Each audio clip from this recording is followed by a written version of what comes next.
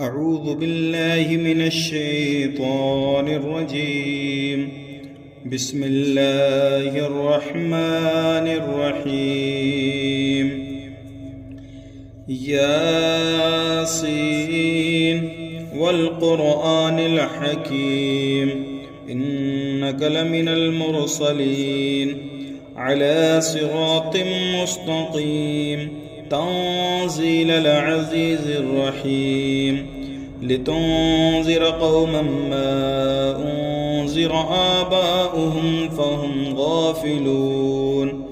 لقد حق القول على أكثرهم فهم لا يؤمنون إنا جعلنا في أعناقهم أغلالا فهي إلى الأذقان فهم مقمحون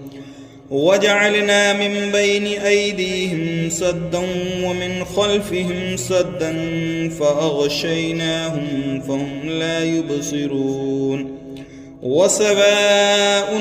عليهم أنذرتهم أم لم تنذرهم لا يؤمنون إنما تنذر من اتبع الذكر وخشي الرحمن بالغيب فبشره بمغفرة وأجر كريم إنا نحن نحيي الموتى ونكتب ما قدموا وآثرهم وكل شيء أحصيناه في إمام مبين واضرب لهم مثلا أصحاب القرية إذ جاءها المرسلون إذ أرسلنا إليهم اثنين فكذبوهما فعززنا بثالث فقالوا إنا إليكم مرسلون قالوا ما أنتم إلا بشر مثلنا وما أنزل الرحمن من شيء إن أنتم إلا تكذبون قالوا ربنا يعلم إنا إليكم لمرسلون وما علينا إلا البلاغ المبين قالوا إنا تطيرنا بكم لئن لم تنتهوا لنرجمنكم وليمسنكم منا عذاب أليم قالوا طائركم معكم أئن ذكرتم بل أنتم قوم مسرفون وجاء من أقصى المدينة رجل يسعى قال يا قوم اتبعوا المرسلين اتبعوا من لا يسألكم أجرا وهم مهتدون وما لي لا أعبد الذي فطرني وإليه ترجعون أتخذ من دونه آلهة إن يردني الرحمن بضر لا تغني عني شفاعتهم شيئا ولا ينقذون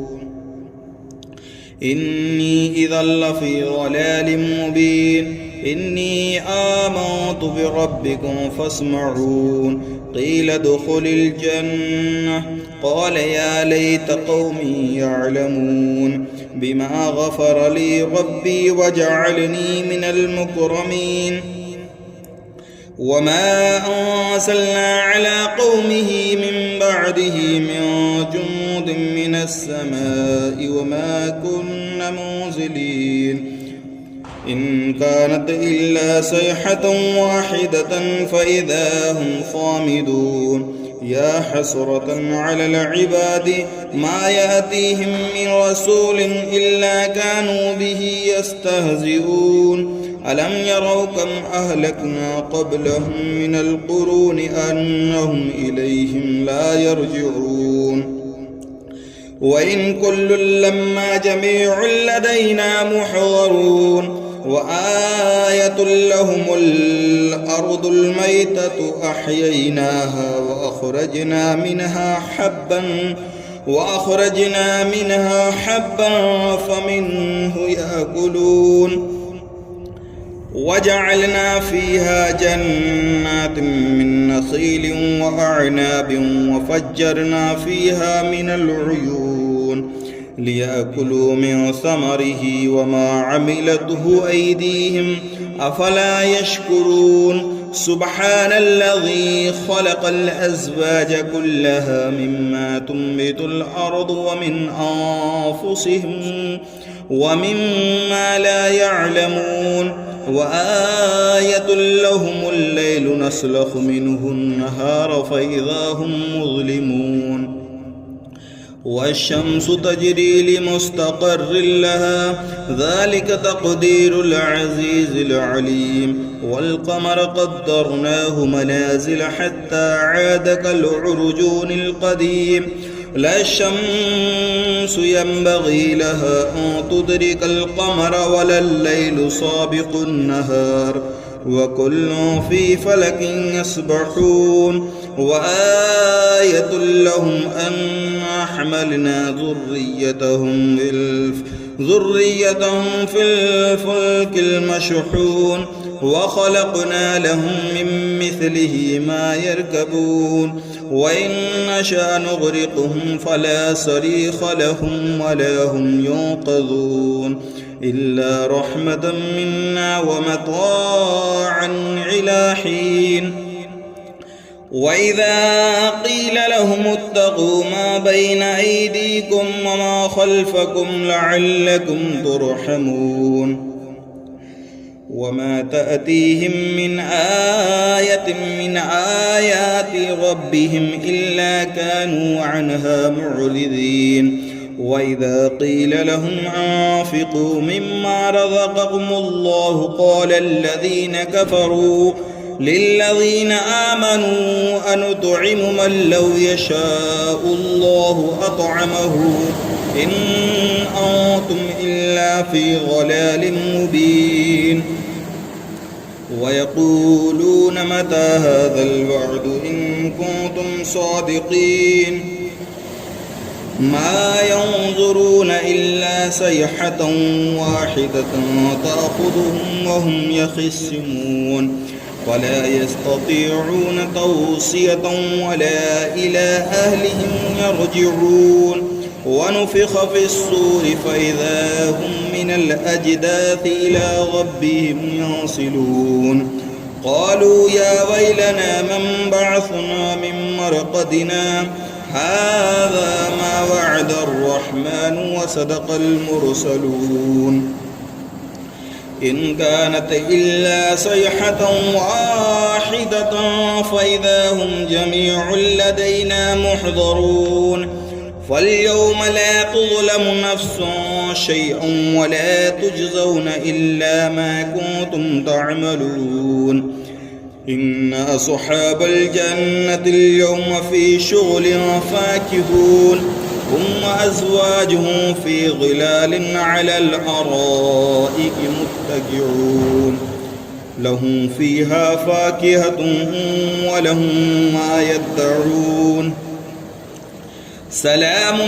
قولا من رب رحيم وامتازوا اليوم أيها المجرمون ألم عاهد إليكم يا بني آدم ألا تعبدوا الشيطان إنه لكم عدو مبين وأن اعبدوني هذا صراط مستقيم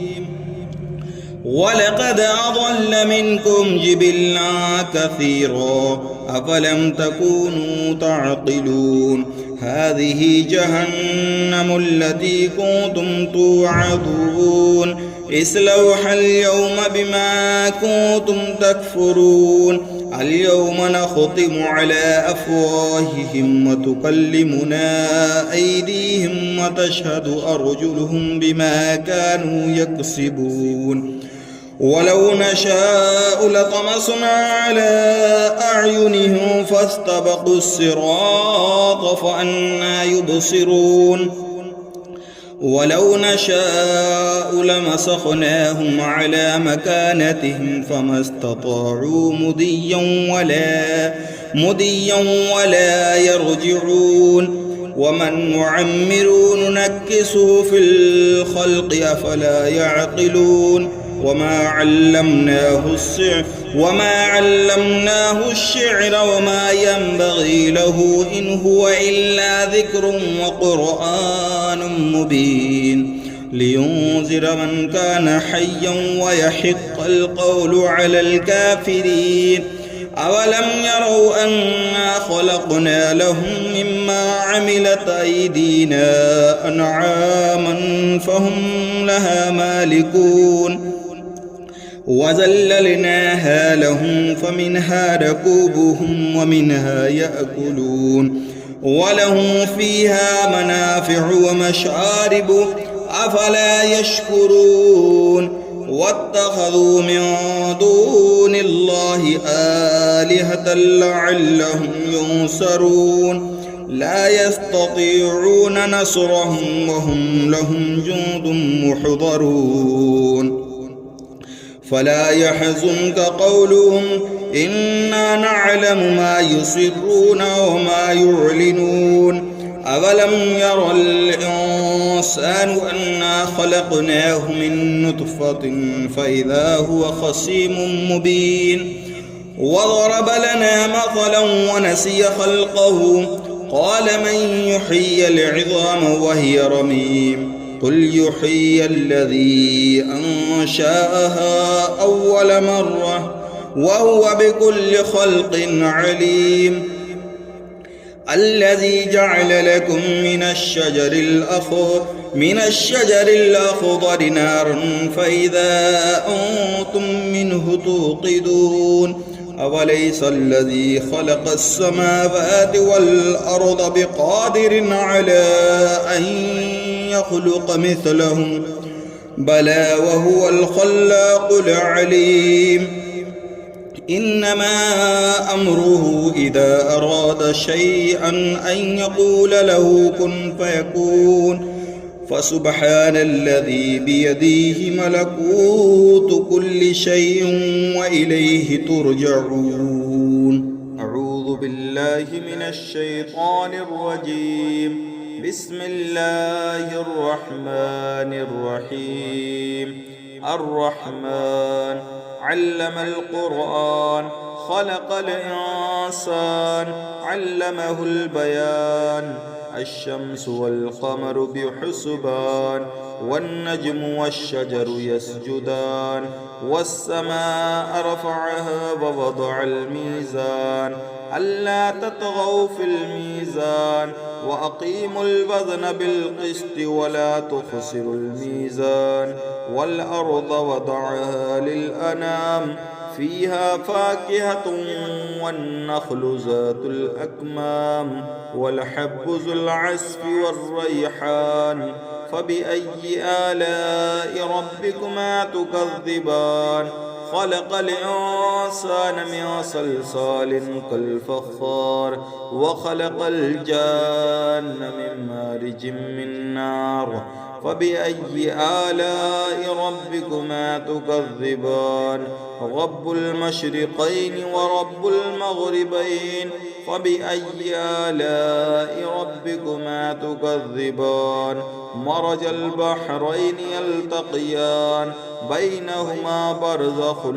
لا يبغيان فبأي آلاء ربكما تكذبان يخرج منهما اللؤلؤ والمرجان فبأي آلاء ربكما تكذبان وله الجوار المنشآت في البحر كالأعلام فبأي آلاء ربكما تكذبان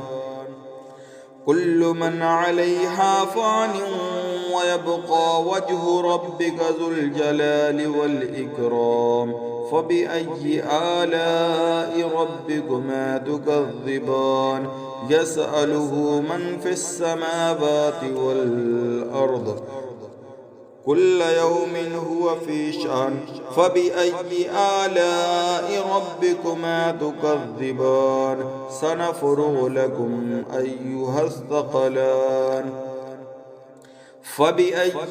آلاء ربكما تكذبان يا معشر الجن والإنس إن استطعتم أن تنفذوا من أقطار السماوات والأرض فانفذوا لا تنفذون إلا بسلطان فبأي آلاء ربكما تكذبان يرسل عليكما شواظ من نار ونحاس فلا تنتصران فبأي آلاء ربكما تكذبان فإذا انشقت السماء فكانت وردة كالدهان فبأي آلاء ربكما تكذبان فيومئذ لا يسأل عن ذنبه إنس ولا جان فبأي آلاء ربكما تكذبان يعرف المجرمون بسيماهم فيؤخذ بالنواسي والأقدام فبأي آلاء ربكما تكذبان هذه جهنم التي يكذب بها المجرمون يطوفون بينها وبين حميم آن فبأي آلاء ربكما تكذبان ولمن خاف مقام ربه جنتان فبأي آلاء ربكما تكذبان ذواتا أفنان فبأي آلاء ربكما تكذبان فيهما عينان تجريان فبأي آلاء ربكما تكذبان فيهما من كل فاكهة زوجان فبأي آلاء ربكما تكذبان متكئين على فرش بطائنها من استبرق وجنى الجنتين دان فبأي آلاء ربكما تكذبان فيهن قاصرات الطرف لم يطمثهن إنس قبلهم ولا جان فبأي آلاء ربكما تكذبان كأنهن الياقوت والمرجان فبأي آلاء ربكما تكذبان هل جزاء الإحسان إلا الإحسان فبأي آلاء ربكما تكذبان ومن دونهما جنتان فبأي آلاء ربكما تكذبان مدهامتان فبأي آلاء ربكما تكذبان فيهما عينان نضختان فبأي آلاء ربكما تكذبان فيهما فاكهة والنخل والرمان فبأي آلاء ربكما تكذبان فيهن خيرات حسان فبأي آلاء ربكما تكذبان حور مقصورات في الخيام فبأي آلاء ربكما تكذبان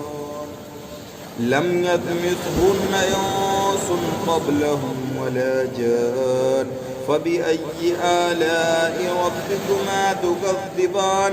متكئين على رفرف خضر وعبقر حصان فبأي آلاء ربكما تكذبان تبارك اسم ربك ذي الجلال والإكرام أعوذ بالله من الشيطان الرجيم بسم الله الرحمن الرحيم ياسين والقرآن الحكيم إنك لمن المرسلين على صراط مستقيم تنزيل العزيز الرحيم لتنذر قوما ما أنذر آباؤهم فهم غافلون لقد حق القول على أكثرهم فهم لا يؤمنون إنا جعلنا في أعناقهم أغلالا فهي إلى الأذقان فهم مقمحون وجعلنا من بين أيديهم سدا ومن خلفهم سدا فأغشيناهم فهم لا يبصرون وسواء عليهم أنذرتهم أم لم تنذرهم لا يؤمنون إنما تنذر من اتبع الذكر وخشي الرحمن بالغيب فبشره بمغفرة وأجر كريم إنا نحن نحيي الموتى ونكتب ما قدموا وآثرهم وكل شيء أحصيناه في إمام مبين واضرب لهم مثلا أصحاب القرية إذ جاءها المرسلون إذ أرسلنا إليهم اثنين فكذبوهما فعززنا بثالث فقالوا إنا إليكم مرسلون قالوا ما أنتم إلا بشر مثلنا وما أنزل الرحمن من شيء إن أنتم إلا تكذبون قالوا ربنا يعلم إنا إليكم لمرسلون وما علينا إلا البلاغ المبين قالوا إنا تطيرنا بكم لئن لم تنتهوا لنرجمنكم وليمسنكم منا عذاب أليم قالوا طائركم معكم أئن ذكرتم بل أنتم قوم مسرفون وجاء من أقصى المدينة رجل يسعى قال يا قوم اتبعوا المرسلين اتبعوا من لا يسألكم أجرا وهم مهتدون وما لي لا أعبد الذي فطرني وإليه ترجعون أتخذ من دونه آلهة إن يردني الرحمن بضر لا تغني عني شفاعتهم شيئا ولا ينقذون إني إذا لفي ضلال مبين إني آمنت بربكم فاسمعون قيل ادخل الجنة قال يا ليت قومي يعلمون بما غفر لي ربي وجعلني من المكرمين وما أرسلنا على قومه من بعده من جند من السماء وما كنا منزلين إن كانت إلا صيحة واحدة فإذا هم صامدون يا حسرة على العباد ما يأتيهم من رسول إلا كانوا به يستهزئون ألم يروا كم أهلكنا قبلهم من القرون أنهم إليهم لا يرجعون وإن كل لما جميع لدينا محضرون وآية لهم الأرض الميتة أحييناها وأخرجنا منها حبا فمنه يأكلون وجعلنا فيها جنات من نخيل وأعناب وفجرنا فيها من العيون ليأكلوا من ثمره وما عملته أيديهم أفلا يشكرون سبحان الذي خلق الأزواج كلها مما تنبت الأرض ومن أنفسهم ومما لا يعلمون وآية لهم الليل نسلخ منه النهار فإذا هم مظلمون والشمس تجري لمستقر لها ذلك تقدير العزيز العليم والقمر قدرناه منازل حتى عاد كالعرجون القديم لا الشمس ينبغي لها أن تدرك القمر ولا الليل سابق النهار وكل في فلك يسبحون وآية لهم أنا حملنا ذريتهم في الفلك المشحون وخلقنا لهم من مثله ما يركبون وإن نشأ نغرقهم فلا صريخ لهم ولا هم ينقذون إلا رحمة منا ومتاعا إلى حين وإذا قيل لهم اتقوا ما بين أيديكم وما خلفكم لعلكم ترحمون وما تأتيهم من آية من آيات ربهم إلا كانوا عنها معرضين وإذا قيل لهم أنفقوا مما رزقكم الله قال الذين كفروا للذين آمنوا أنطعم من لو يشاء الله أطعمه إن أنتم إلا في ضلال مبين ويقولون متى هذا الوعد إن كنتم صادقين ما ينظرون إلا صيحة واحدة تأخذهم وهم يخصمون ولا يستطيعون توصية ولا إلى أهلهم يرجعون ونفخ في الصور فإذا هم من الأجداث إلى ربهم ينصلون قالوا يا ويلنا من بعثنا من مرقدنا هذا ما وعد الرحمن وصدق المرسلون إن كانت إلا صيحة واحدة فإذا هم جميع لدينا محضرون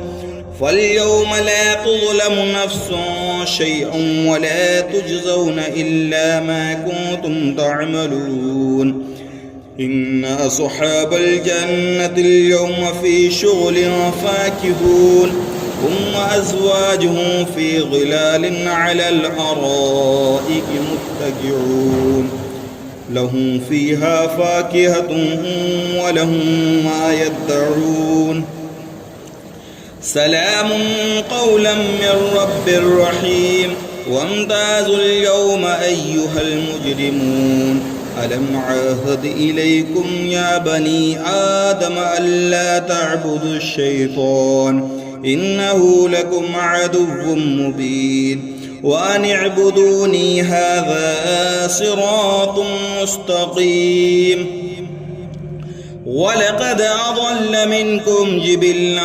كثيرا أفلم تكونوا تعقلون هذه جهنم التي كنتم توعدون اصلوها اليوم بما كنتم تكفرون اليوم نختم على أفواههم وتكلمنا أيديهم وتشهد أرجلهم بما كانوا يكسبون ولو نشاء لطمسنا على أعينهم فاستبقوا الصراط فأنى يبصرون ولو نشاء لمسخناهم على مكانتهم فما استطاعوا مديا ولا يرجعون ومن نعمر ننكسه في الخلق أفلا يعقلون وما علمناه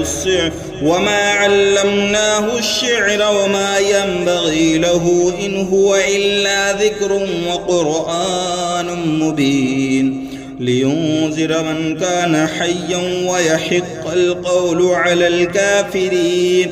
أولم يروا أنا خلقنا لهم مما عملت أيدينا أنعاما فهم لها مالكون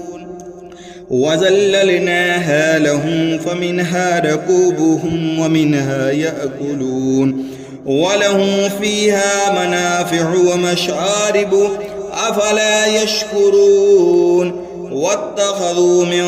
دون الله آلهة لعلهم ينصرون لا يستطيعون نصرهم وهم لهم جند محضرون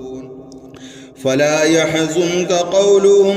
إنا نعلم ما يسرون وما يعلنون أولم ير الإنسان أنا خلقناه من نطفة فإذا هو خصيم مبين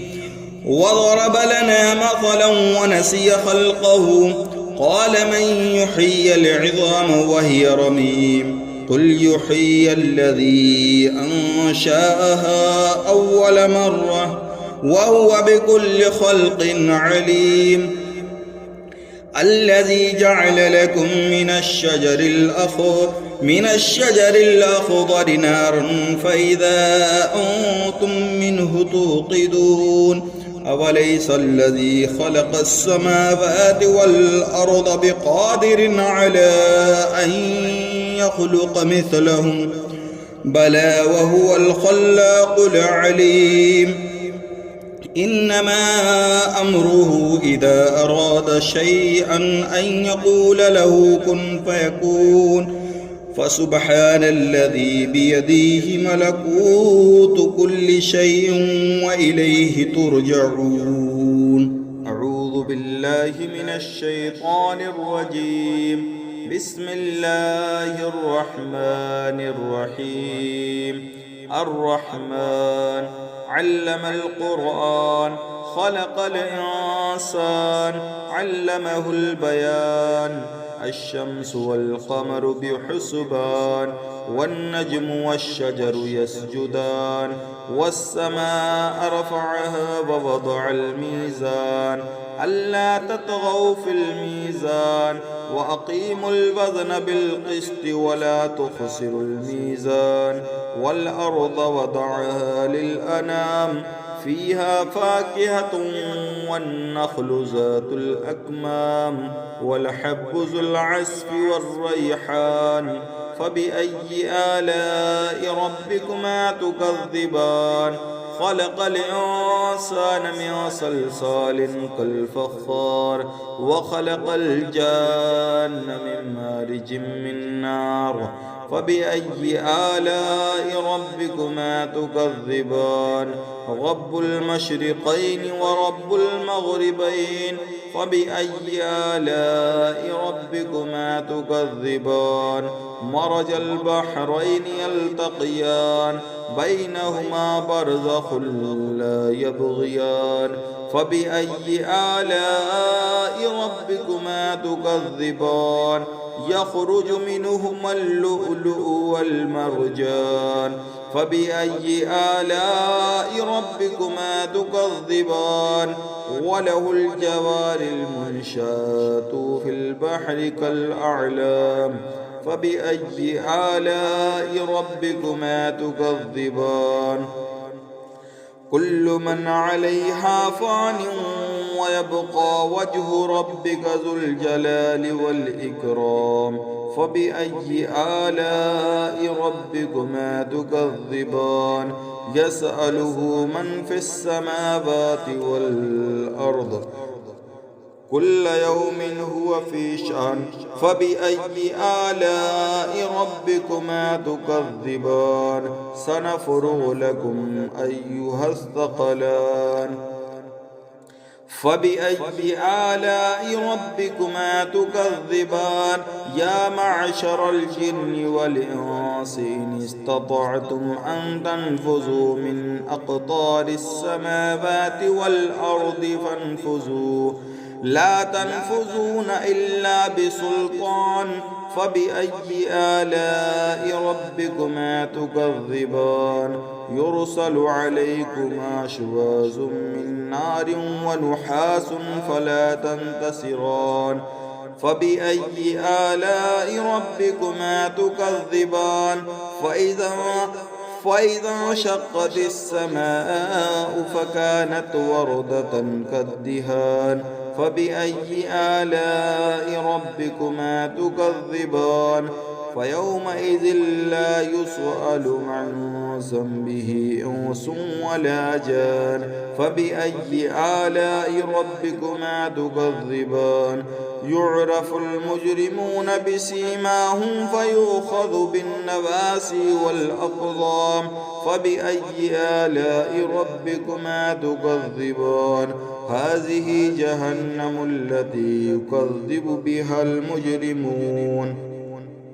يطوفون بينها وبين حميم آن فبأي آلاء ربكما تكذبان ولمن خاف مقام ربه جنتان فبأي آلاء ربكما تكذبان ذواتا أفنان فبأي آلاء ربكما تكذبان فيهما عينان تجريان فبأي آلاء ربكما تكذبان فيهما من كل فاكهة زوجان فبأي آلاء ربكما تكذبان متكئين على فرش بطائنها من استبرق وجنى الجنتين دان فبأي آلاء ربكما تكذبان فيهن قاصرات الطرف لم يطمثهن إنس قبلهم ولا جان فبأي آلاء ربكما تكذبان كأنهن الياقوت والمرجان فبأي آلاء ربكما تكذبان هل جزاء الإحسان إلا الإحسان فبأي آلاء ربكما تكذبان ومن دونهما جنتان فبأي آلاء ربكما تكذبان مدهامتان فبأي آلاء ربكما تكذبان فيهما عينان نضختان فبأي آلاء ربكما تكذبان فيهما فاكهة والنخل والرمان فبأي آلاء ربكما تكذبان فيهن خيرات حسان فبأي آلاء ربكما تكذبان حور مقصورات في الخيام فبأي آلاء ربكما تكذبان لم يطمثهن إنس قبلهم ولا جان فبأي آلاء ربكما تكذبان